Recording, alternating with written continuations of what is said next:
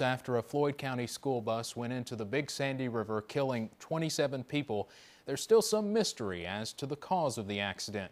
Tonight, what one person who studied the accident believes happened just moments before the worst school bus wreck in U.S. history. Even though it's 50 years later, questions still remain about the crash of Floyd County bus number 27. Forensic engineer Roy Crawford reconstructed the accident about 2 years ago in hopes of answering some of those questions. There are some ideas out there about why it happened that I thought might ought to be debunked if possible. Crawford agrees with most of the findings from a board of inquiry. Those included the fact the highway was dry and fog was not a factor. One of the biggest unanswered questions might be why bus driver John DeRosset apparently didn't see a tow truck in front of him in enough time to avoid striking it. Several witnesses said they never saw the bus brake lights go on. Not only did they not see brake lights, but there were no skid marks. So he didn't, there's no indication that he braked before impact. He did swerve, but it takes a little less, maybe a quarter of a second to swerve before the brakes engage. Crawford concluded the bus driver was likely distracted by something outside the bus just before hitting the wrecker.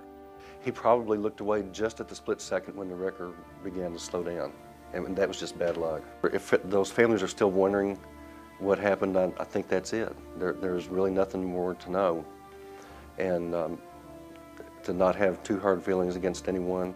There was speculation DeRosset may have suffered a heart attack during the ordeal, but an autopsy said he drowned. Crawford thinks DeRosset was conscious the entire time and just wasn't able to regain control of the bus, possibly due to damage after the collision with the tow truck. Many say it's a miracle 22 children got out of that bus alive. Rebecca Jarrell lost both of her kids in the accident and later learned her son made it out of the bus, but then went back under to try and save his sister. He got off and hollered for her, and she didn't come, and he went back to see about her. He never come back. It's likely the mystery of the Floyd County bus crash will never be completely solved, but for those who lost classmates and loved ones, those answers still would not bring them back.